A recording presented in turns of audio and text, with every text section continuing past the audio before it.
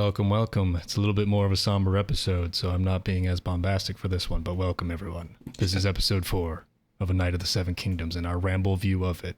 What? I got it in the intro that time, Rambleview. Rambleview. What was the name of this episode? The 7. Oh, right. Apropos. Yes, the 7. Yes. They have a fixation on the number 7 because of their religion. Mm-hmm. I really like the way this one started off. It looked like the stars, the night sky.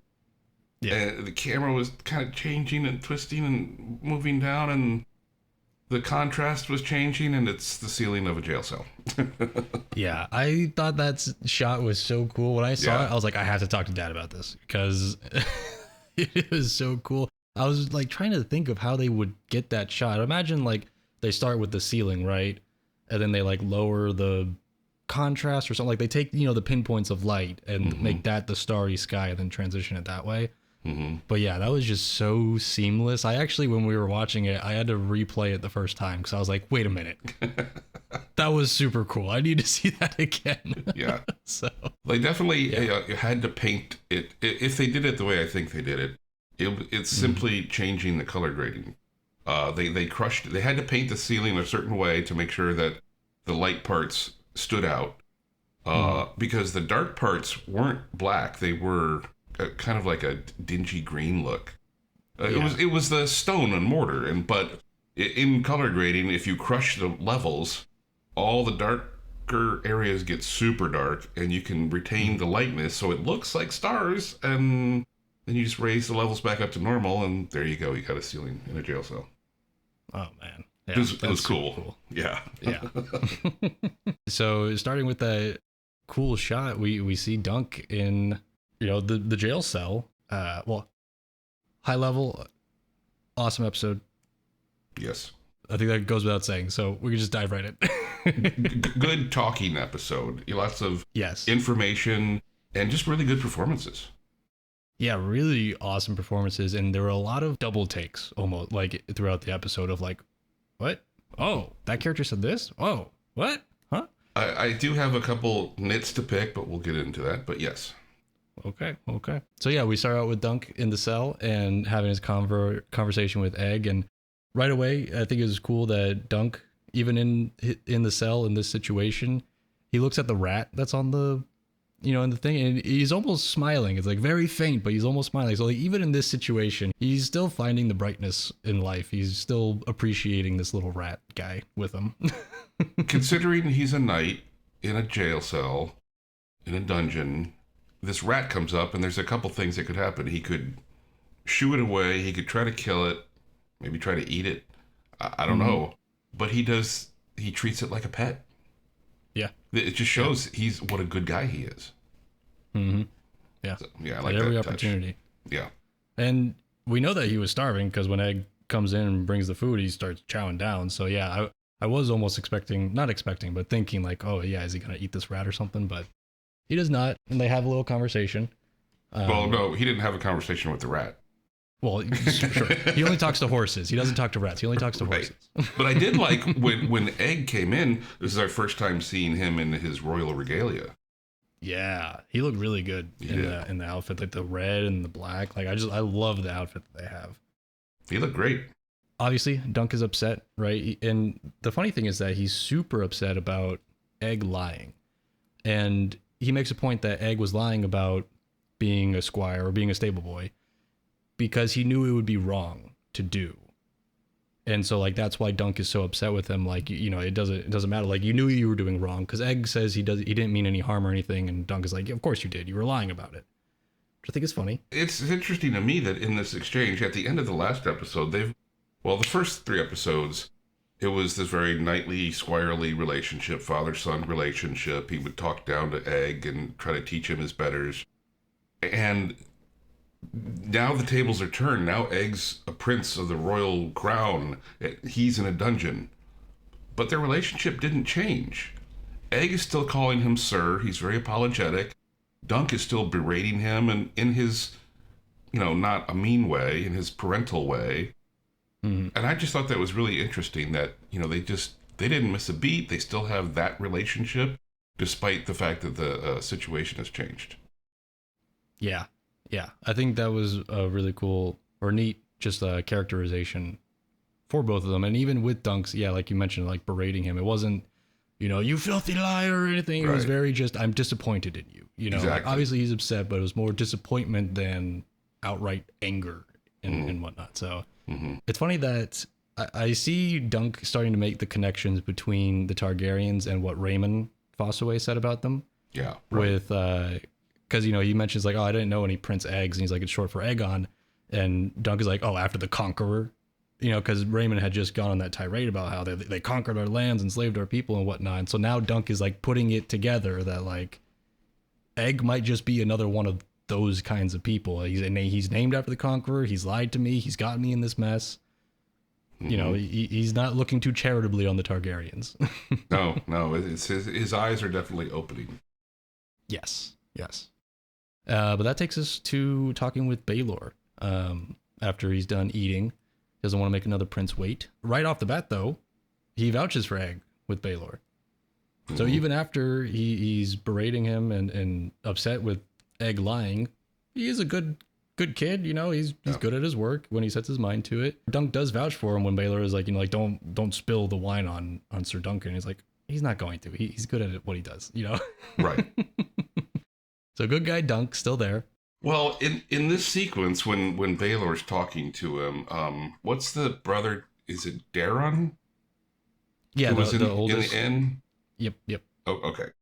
So we see in the first episode, Dunk encounters some drunk guy in the inn who goes off to go to sleep. Then he encounters this egg-shaped boy.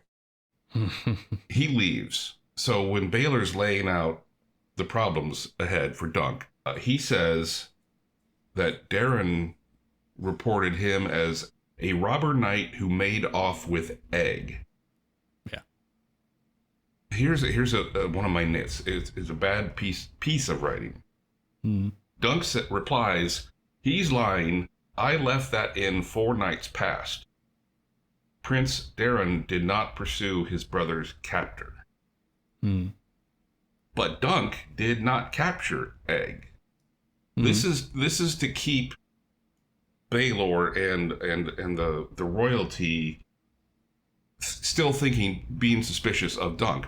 When what he should have said, and I wrote this down, he should have said, I left without Egg, and he followed me the next day. I did no robbing.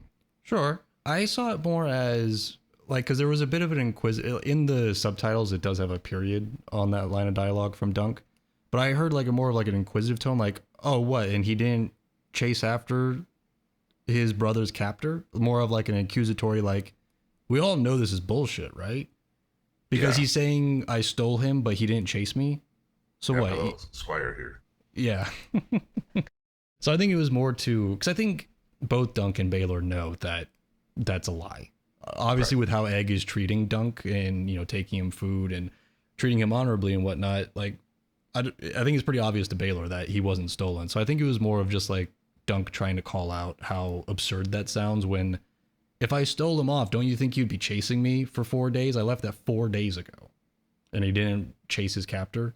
I see what you mean. I think it could have been a little bit clearer, but I really like that kind of, because it's not the kind of thing like you would expect Dunk to make such a direct statement of, no, I didn't do that, blah, blah, blah. But it wouldn't really help him, right? I think driving at the heart of like the absurdity of, in what he said is kind of like in his simple way, calling the prince a liar. That's the thing. I don't think he's sly enough to be that way. Yeah. He, like you said, he's simple. I think he would just say, "Oh, I didn't do it." Yeah. But I mean, you could see it both ways. That line stuck out at me. I was like, "Oh, he should have said something different." It's a small nit to pick. This whole conversation I think was great because it shows kind of what we mentioned in episode 2, where Baelor is a knightly, honorable, virtuous kind of guy, but he does still follow like the noble laws and customs. I say that because, and noble in quotes, because I'm mostly referring to the laws and customs you have to abide by for the noble class, not necessarily that they are noble laws. right? And that's, every, as Dunk says, every knight makes the same vows, but Baelor is a prince, and he might have done the same thing as Dunk, but he wouldn't have to face repercussions because he's the prince, and Dunk isn't, and Dunk's not allowed to touch the royalty, even if it conflicts with his vows. So Baelor does still hold that against him, kind of. That vow about knights protect the innocent, which is as you say, noble. But in this instance, I wondered why Arian didn't raise up the fact that she's not innocent because she was portraying the killing of a dragon, which is what angered him to begin with. I think Baelor does. He could position it as though she's not innocent. Mm-hmm. And so thus Dunk should not have come to her aid. Yeah. Well, I think that is the crux of why Dunk is in the wrong here. And Baelor even says, like, he doesn't necessarily believe that it is treasonous and that it has treasonous intent, but he even says, like, it's unwise, even in peacetime, to show the killing of a dragon, the house, or, the sigil of House Targaryen. True. And so, like, even, like, and that goes to the same point where Baelor is like, no, these are the laws and customs. Like, you are killing the sigil of my house. I can't really argue against that. Like, Arian has the right there. So, he can't put his foot down necessarily. But you could tell in everything that Baelor says, he knows his nephew is a little piece of shit. Oh, yeah. Oh, yeah. We got that from when he was jousting and he killed the horse, and he's just like, God fucking damn it. And now here with, like, he's basically telling Dunk why he can't help him necessarily, but he will do the most he can, which is, hey, I don't know if this is going to be a better or worse option for you, but trial by combat. You have these things stacked against you. If you go to court, go to a trial, a regular one, they're going to say that you stole egg, which to everyone on the outside looking in, that's what it looks like. And 2, you did beat a prince in front of hundreds of witnesses. So after someone killed a dragon. It's interesting that he's asking Dunk, how good of a knight are you? Because you can do a trial by combat. So basically he's saying, hey, if you're good enough, I'll let you kill my nephew. Right. Yeah. It'll be he's fine. Like, I'm good with that because he's a little turd. Yeah, exactly. And it's funny that Baelor is asking, like, how good a knight are you? Referring to how skilled in combat are you? Mm-hmm. Whereas Dunk, his only training was from Sir Arlen. So we'll see how well that works out for him in the next episode. But we've seen by him honoring the knightly virtues that he's a good knight in that sense. Well, that's not what Baelor is asking. He's a good knight in practice, but we have no idea about his combat skills. In fact, we don't even know if he's ever been in a fight. Yeah. All he says is Sir Arlen taught him sword and shield and tilted at rings to practice like horse. Which is, it's very different to spar in a boxing ring than be in a bout. Mike Tyson had a famous quote, like, everybody's got a plan until they get punched in the face. Yeah. Things change when it gets real. Yep. Yeah. And we saw too in episode 2, I think it was during that montage of Sir Arlen and him traveling to the tourney. Mm-hmm. We see he was like manhandling Sir Arlen. Yes, Sir Arlen had the cut and he wasn't feeling as good, but Dunk is like twice the size of Arlen, and he just bashes down on the shield. So, like, how much practice are you getting beating up an old man? Kind of thing. Exactly. Probably not a whole lot. So, the only other point before we move into the Arian conversation is that Dunk and Baelor have the same kind of, like, candid rapport that Dunk has with Lionel. Like, he's just so good at talking to nobles like a regular person. In that situation, I would assume that if the noble is a good person, Baelor and Lionel, as opposed to Maekar and Arian, they appreciate the one-on-one. Like, I remember something about a picture of Obama in his administration, like shaking the hand of a janitor or something like that. The best leaders don't look down on anyone.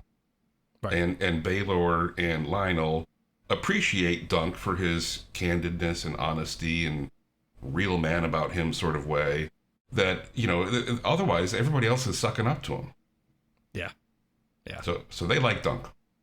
Yeah. I think that helps seal the deal with Baylor helping him out, because he can see that not only are these crimes, accusations unjust, it's bullshit. And he could see that Dunk isn't trying to curry favor and suck up, and he's just a good dude. He's trying to do good stuff and wants to prove himself. So, if Baylor puts himself out there for Dunk in the trial of 7, which he does, he's helping a Spoiler good guy. alert. It's just, it's fair. Well, it's at the end of this episode. So. I know.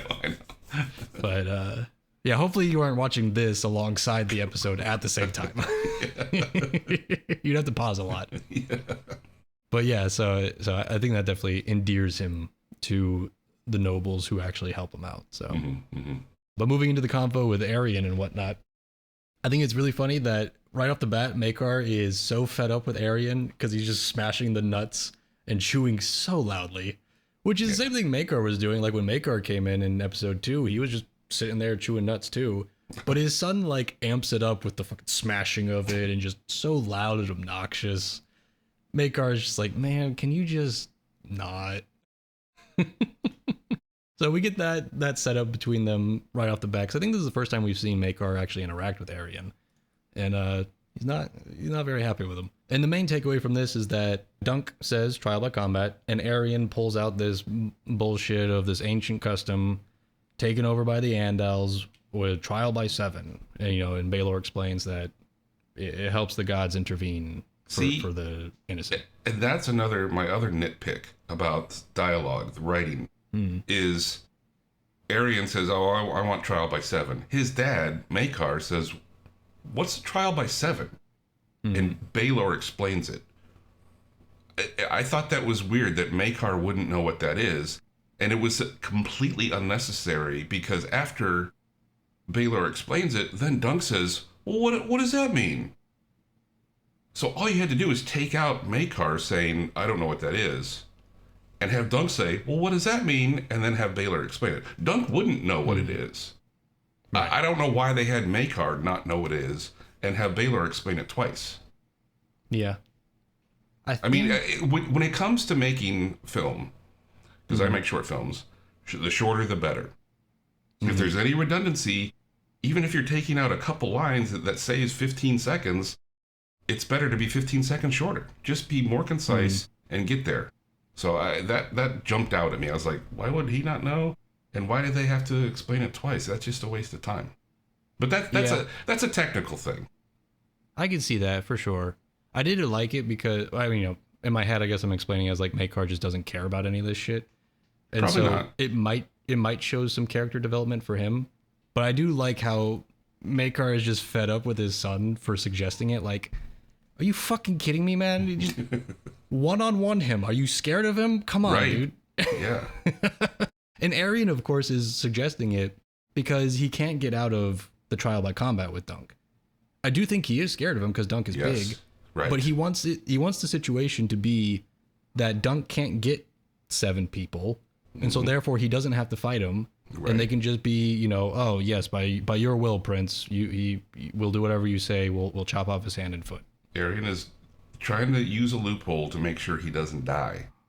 Because it's funny, we're talking about how we've never seen Duncan fight. We don't know how good he is. They don't either. But he's big, so they're afraid of him. Like, ooh, he's big and strong, and if he's any good at fighting, he could kill everybody. So I need to hide amongst 6 other knights at the same time. But to your point, he's gambling like, I bet you he's not going to be able to get 6 other dudes. Yeah. Yeah, and I think too, not only are they kind of scared of the big man who they've never seen fight, is that too it having Dunk express his desire for a trial by combat is kind of subjecting Arian to something he doesn't want to do. Like, it's taking power away from Arian. And Arian fancies himself a dragon. He fancies, like, why do I have to listen to the wishes of this hedge knight? So you know what? I'll one-up you. Trial by 7, bitch. Yep. That's a good angle too. Very short kind of interaction there, but I love at the end when Makar like drags his son away and like pushes him, like, idiot. Like, he's so fed up with them. But we'll see later, he does fight for him. So he does join on his son's side. Mm-hmm. He's not happy. But Dunk receives the instruction, go find your other 6 men. Because Dunk has to find that all on his own. It's not something where like, oh yeah, if you can't afford 6 other knights will be appointed for you, kind of thing. Exactly. So he goes out and instantly he goes back to his horses and he starts talking to them. And Raymond Fossaway pops up from behind the tree. And I just love that Raymond is just a ride or die. He heard about all the stuff going wrong for Dunk, so he's like, you know what? I'm going to wait for him, buy his horses. He'll come back eventually, and I can ask him. And of course, the first question is, are you hungry? Yeah. That's always what Raymond's interested in. And I like how he was like, are you talking to your horses? Yeah. That's right, Matt. He's like, that's bad. I thought like everyone would talk to their horses, so I didn't. Right. I didn't think it was weird until he asked the question. I was like, oh, does nobody talk to their horses? Right, yeah. And Egg even makes a comment about it in the last episode about like, oh, my dad says you don't talk to horses. The only language they understand is the crop. Right. And whatever. So like, I think it's just like a nobility kind of thing of like, why would you talk to your serving woman? Why would you talk to anything beneath you other than other nobles kind of thing? So like, yeah, horses aren't nobles. They're the fucking thing I sit on to get me from one location to the other. Beasts of burden. Yeah, and war. So, they're disposable, just as they see everything else in the world. So they go back to a tent, Raymond's tent, whichever tent, and Sir Stefan, Raymond's cousin, the asshole, is actually saying, hey, I'm going to help you, man. You shan't die under my watch, sir. And I was like, whoa. This was kind of like the double take where I'm like, it's this character saying that? That's crazy. And, when I was watching, I just had a big, for the first time, I just had a big grin on my face. Like, this is, Raymond learned his disdain for the Targaryens and some of the lines that he said to Dunk from his cousin Stefan. So I was like, okay, at least if it isn't honor driving his action, it's a hate for the Targaryens driving his action to help Dunk. So you know what? Awesome. And he delivered, he was so genuine when he said, you shan't die under my watch, sir. So I was like, okay, you know what? He's an asshole. He beats people up. He beats up his cousin. But I appreciate that. Okay. Well, it just goes to show that more people dislike Targaryens as well. Mm-hmm. Mm-hmm. So maybe Dunk has a shot.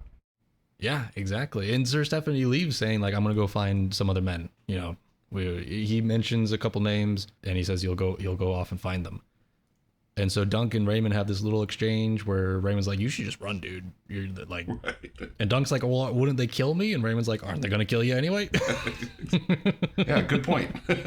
Yeah. And Dunk, before we get some more characters coming in, Dunk's line is just, maybe I deserve this for not knowing my place. Right. Which I thought he might go a different direction, but I think that's interesting. We were talking about it's ambiguous whether he was knighted by Sir Arlen before he died and whatnot. I thought this might be like a kind of like admittance of which direction that went, but it's still ambiguous. And, for anyone listening to this thinking that we're spoiling it, I think it's still a bit ambiguous by the end of this season. Mm-hmm. We can talk about that more, in the last episode, but so like, don't take this as me like confirming he was or wasn't, but I was thinking this might be finally an admission from Dunk on, is he a knight or not?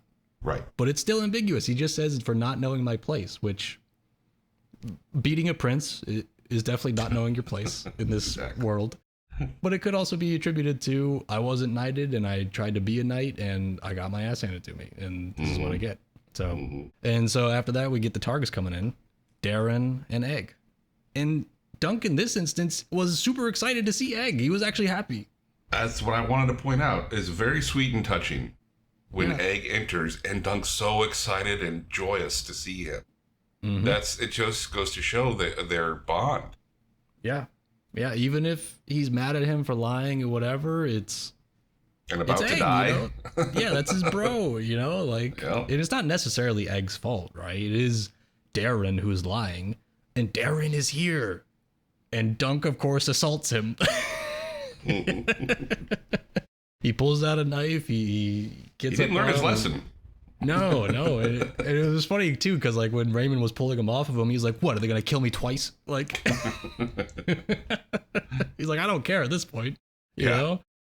So we get that little bit in Darren. We see a little bit more of him, and yeah, it is the drunk guy from the inn. He looks a little bit more cleaned up, but he is still wasted.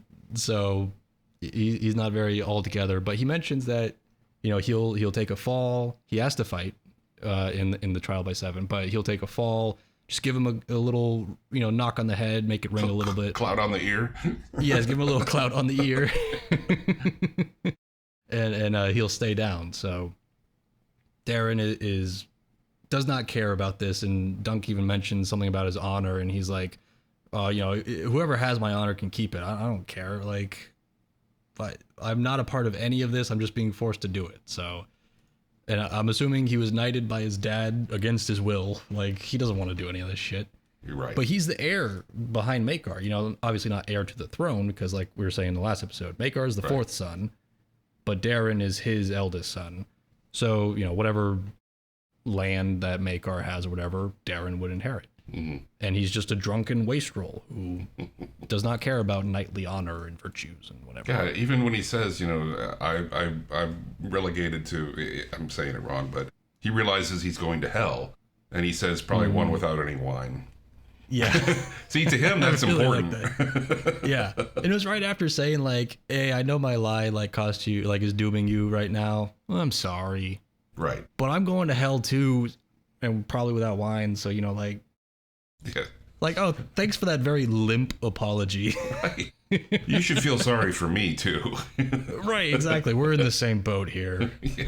But an interesting comment from Egg, though, right? We get a little bit more color to the Aryan of it all, let's say, where Darren and Egg are both in agreement that Aryan's a monster. Mm-hmm. And Egg opens up and says that Aryan at one point came into his bedroom and put a knife in between his legs and said, you know, I got too many brothers. Maybe I'll make you a sister, and then I can marry you.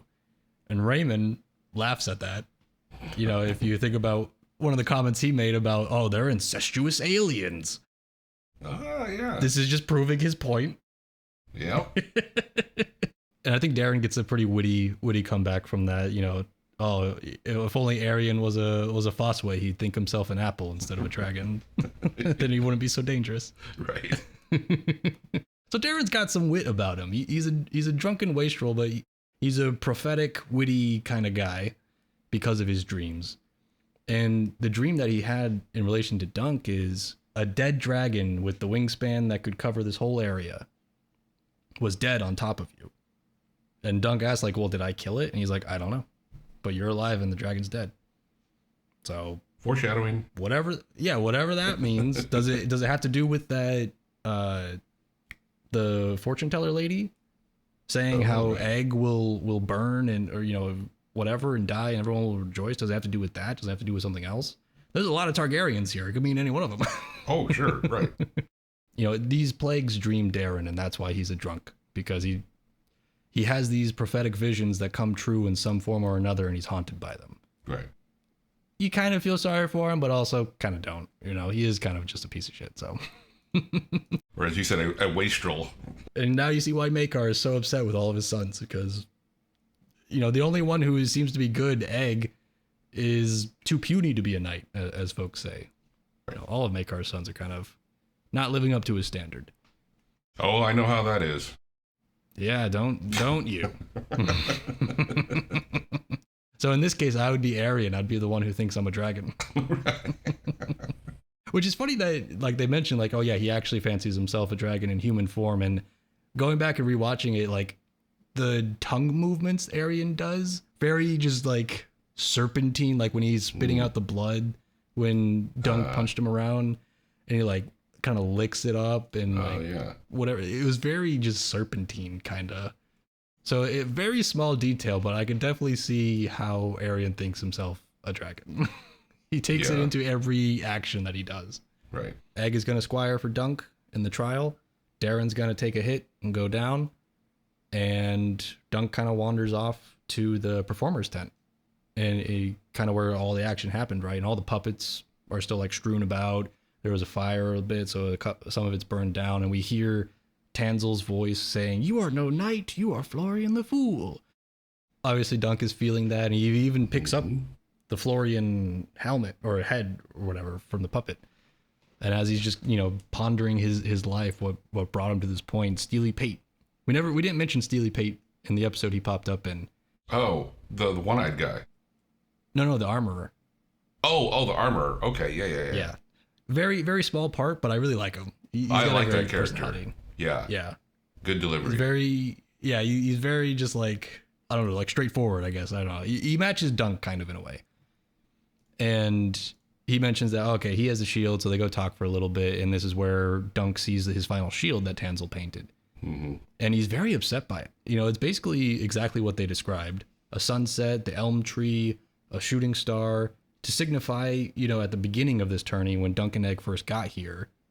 And Egg mentioned, oh, shooting star, there's your luck, and that, whatever. So, like, Dunk was taking all these elements from when he first arrived and was very bright-eyed and bushy-tailed with him and his squire, right? And now it's taken on a very different connotation for him. The sun is setting, signaling night. The star has fallen, it's all painted up like death, he says. Yeah. And so, it's exactly what he wanted.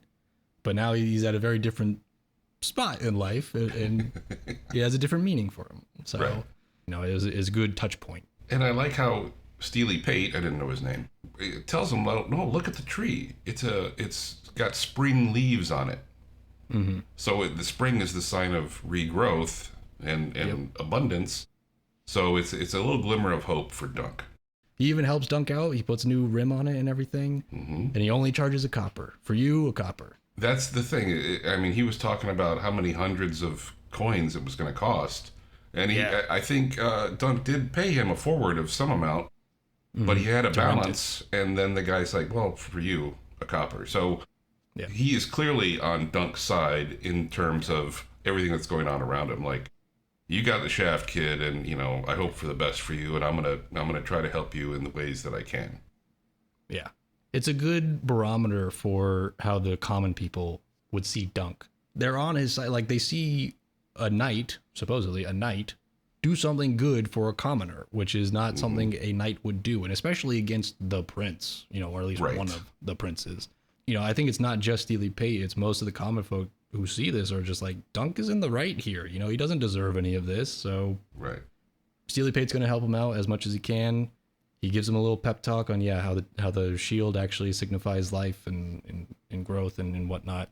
They say the little shield rhyme. I thought that was funny that this world has a shield rhyme. Oak and iron, guard me, or I'll be doomed to hell, something like that. Guard me well. Yeah. Or something, or I'll go to hell, right? Yeah. So there's a nice little world building touch. Mm-hmm. But then it's the next night, it's the next morning, and we see assembled for Dunk are 4 knights. Sir Humphrey, the guy who Arion jousted and he killed his horse, so the guy with the broken leg. Sir Robin Risling, our favorite one-eyed wanderer, and then Sir Lionel Baratheon. Yeah, the big dog, More Lionel. Yeah, that's not just a knight, that's a lord. And then a 4th one we've never really seen in the show. His name is Sir Humphrey Beesbury. Beesbury. He's got a yellow dyed mustache, and his armor is all yellow and black. He's a bee. He's bee man. And Dunk says like, oh, I thank you so much, and I owe Stefan Fossaway for assembling y'all. And Lionel's like, Sir Stevron, who the fuck is, what? No, Egg got me. Like, and Egg is just in the background, like using a battle axe, like, yeah, wow. And so none of these people were contacted by Stefan. What is that about? Is he going to show up with even more people for Dunk? Who knows? We'll see. Dunk is a little bit confused. He doesn't know what's happening with Sir Stefan, but he's got 4 knights with him, so that makes 5 total, including Dunk. So they head out to the field, hoping Stefan is going to show up with at least one other person. And they get on the field. They're taking it in. The accusers come in. There's only 6 of them. We got the 3 Targaryens, Darren, Maekar, Arion, and then the 3 Kingsguard. who were there as part of their retinue. And so, Dunk and Raymond are like, oh man, they only got 6. Maybe they aren't going to be able to get 7. And of course, right then, Stefan comes out. He's like, yes, fetch me my helmet, Raymond. And Dunk is like, oh, who'd you get with you? We'll need 1 more. He's like, actually, you'll need 2 more. I'm going to get a lordship by helping the Targaryens. See you later. Yep. I was like, that's the Stefan I was expecting. His true colors. Yep. I was so ready to accept him as just an asshole who will show up in times of need, in times of crisis. But nope, he's just an asshole through and through. Oh, yeah. And so away he goes, and then Raymond, his cousin, steps up. Yeah. Yeah, in a big way. Raymond is ride or die. And I found it interesting that Sir Lionel says, well, go ahead, make him a knight. Any knight can make a knight. Make him a knight. Mm-hmm. And I forget why, but Dunk walked away. Mm-hmm. What was the line there? Because then Sir Lionel made him a knight. And it goes to this whole ambiguity on, is Dunk a knight? Is the reason why he didn't knight Raymond because he can't, but he's the only one who knows it. Mm-hmm. So I don't know. I found that interesting. Yes, it's definitely because when Raymond kneels down, he's like, yeah, knight me. I'll be your 6th man or whatever. And Dunk is kind of like hesitant. He's like holding his sword, and Raymond's just like, come on, do it. And Lionel comes up and he's like, yeah, any knight can make another knight. So yeah, just go on, do it. And the way Lionel was looking at Dunk, Lionel is definitely reached a conclusion here. Whether it was right or wrong on whether Dunk is a knight or not, I don't know. But you could see in Lionel's face when he's looking at him, like he's like smiling, like, okay, yeah, we're gonna do this. And then his eyes start like searching a little bit, very subtly, like right at the end before they cut. He's like looking at Dunk and then searching his face, like, I don't think this guy is legitimate. Maybe that's it. Like there is definitely like a look of just, there's no way this is just nerd, like any other knight in this situation, at least to Lionel, right? He's not very familiar with hedge knights because he's a lord. So it could just be that where he's thinking, oh, Dunk is just too unsure of himself. He doesn't feel like it's his place to do this. But the look in his eyes right before they cut, I feel like Lionel is reaching a different conclusion other than Dunk is just nervous. And so he's just like, you know what? You get ready. I'll take care of this. He's like, I'll help you out here, bud. And so, yeah, and Dunk has to get on his horse. He rides up to the Lord Ashford, who's, presiding over this whatever altercation. And he asks the guy for just a little bit more time because, they got to start or whatever. And he doesn't have 7. Arian's taunting him a little bit. And Dunk's like, just give me one more moment. So he rides out and he's beseeching the lords, is there no, I will not believe that there is not an honorable house among you, whatever kind of thing. And man, this is one part where I didn't want the levity. Oh, right. The guy, the brute of Bracken, we hear someone shout, stands up, and then just loud, large fart. Everyone laughs. I'm like, man, I was really hoping we could stick with the serious tone a little bit here. Well, but also it was during this part, it's kind of a mini montage of him pacing his horse back and forth, looking around, and he has a vision of Sir Arlen. Yeah. And Sir Arlen's face was like, you probably gonna die. Yeah. He's like, I've never been in your shoes here, bud. Yeah, you're kind of screwed. not exactly an uplifting vision to have at that moment in time. Yeah.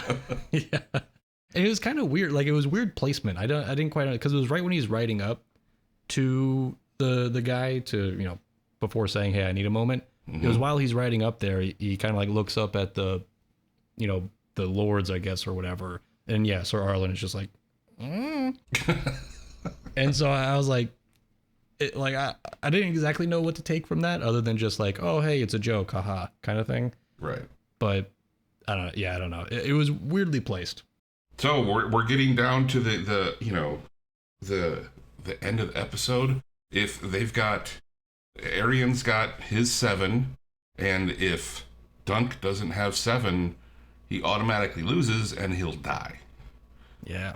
So at this point, I know what's going to happen. I'm like, this is for sure going to happen. They're working their way to the, like, they only need one more night. Who's going to step up? Who do I think? Egg. I thought Egg is going to say, I'll do it, knowing that none of the bad guys in this case, the other 7 knights, would dare touch him. Right, exactly, yeah. So he could probably even stand in front of Dunk, and nobody would attack, and they'll surrender, and Dunk will win, but that's not what happened. Something much more interesting happened. Yeah, Baylor rides in. And that took me back, because I was thinking, like, who's it going to be? Because we already have 2 kind of random knights, maybe 3 even kind of random knights helping Dunk. Robin Reisling, the one-eyed warrior, Humphrey, the broken leg guy, and the other Humphrey, the bee man. It's like, those aren't people I would really think. You know, if we were still under the, like, if there were only 3 knights working for Dunk, I wouldn't think that those are going to be the other 3 guys. Mm-hmm. So I was thinking, like, okay, it'll probably be another random person. Maybe it'll be like a high lord, you know, one of those lords paramount or whatever who helps out. But yeah, I wasn't really expecting Baylor to come riding in. But he does. He's the most senior lord. Yeah. Right? Yeah. He's the heir to the Iron Throne. Mm-hmm. That is the top dog. And so he comes in, and Maekar even follows him once he sees, like, oh shit, that's a dude in Targaryen armor riding up to take Duncan's side. So Maekar, like, follows him, and he's just like, what the fuck are you doing, dude? And Baylor, I love his delivery too, is you're like, I will take Sir Duncan's side. Like, I don't know, it's just a great delivery. The way he delivered it too was kind of more like, I don't know, frustrated. Like, I can't believe I'm having to be the one who steps up to do this. Like, you honorless fucking cowards kind of thing. He does say, like, hey, knights protect the innocent, and that's what I'm here to do. Yeah. So in much the same way that Dunk followed his vow, Baylor is following his. Mm-hmm. Even if it is against his own family. Yeah. He does adhere to the laws and rules and whatever. But this is also a law and a rule to protect the innocent, and he believes Dunk is innocent in his intent and whatnot. If not through his actions, can you really say you're guilty of harming the prince if you were acting out of protecting the innocent?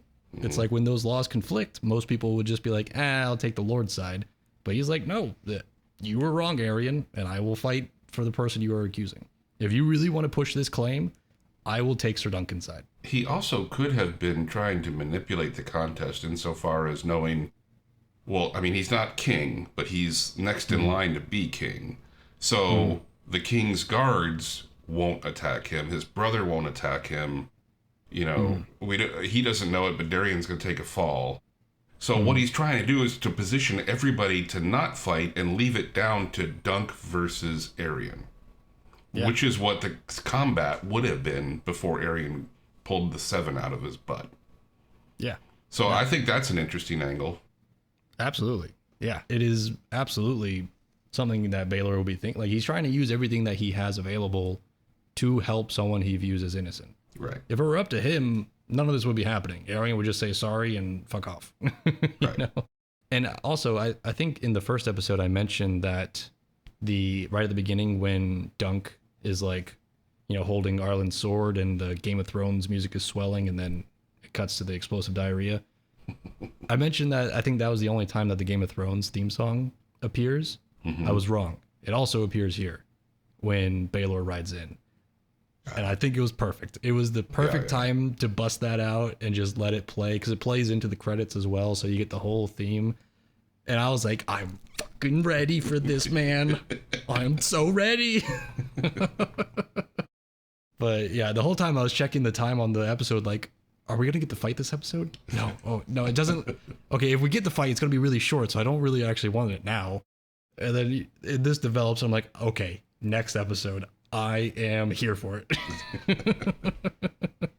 But yeah, and that's there's kind of going into like what I said about this is the episode of like double takes. You know, you get Stefan acting honorable and then not acting honorable. You get, you know, the whole like trial by combat. No, it'll be by 7, that kind of thing. And then finally at the end here, you get the whole who's going to help Dunk. And it's the fucking heir to the Iron Thrones himself, you know? So it's the episode of surprises and double takes kind of thing. Even more so than the last episode with Egg's reveal. The law of surprise. Join us, you know. and a daughter who's got some shit going on, or whatever the hell the tagline was on the thing. But yeah, so that is the end of this episode. Not as much to chew through, I think, as the last episode, just because it is a whole lot of setup.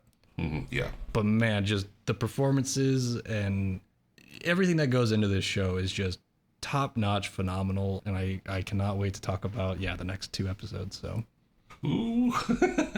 If you made it this far, thanks for watching, thanks for listening, and we'll catch you in the next one. I don't have anything witty to say at the end of this one. Well, hopefully everybody gets a cloud on the ear. Hopefully everyone gets a cloud on the ear. That'll seal the deal. I think it's ended differently for each time. Right. So, I think the inconsistency is the consistency. Totally. So a merry trial by 7 to everyone involved. Thank you. And good night. To those who celebrate. To those who celebrate. And cut. Here, I gotta move. My legs falling asleep. I gotta move my squire here. Can you believe people talk to their horses? That's crazy, right?